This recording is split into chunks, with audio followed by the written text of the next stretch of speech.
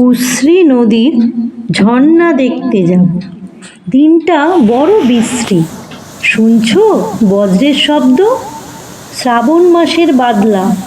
উশ্রীতে বান নেমেছে। জলের স্রোত বড় দুরন্ত, অবিশ্রান্ত ছুটে চলেছে। অনন্ত, এসো, একসঙ্গে যাত্রা করা যাক। আমাদের দুদিন মাত্র ছুটি। কলেজের ছাত্রেরা গেছে ত্রিবেণী, কেউ বা গেছে আত্রাই। সাতটাগাছির কান্তি মিত্র যাবে আমাদের সঙ্গে উশ্রীর ঝর্ণায়। শান্তা কি যেতে পারবে? সে হয়তো ক্লান্ত হয়ে পড়বে। পথে যদি জল নামে, মিশ্রদের বাড়ি আশ্রয় নেব। সঙ্গে খাবার আছে তো? সন্দেশ আছে, পান্তুয়া আছে, বোঁদে আছে। আমাদের কান্ত চাকর শীঘ্র কিছু খেয়ে নিক।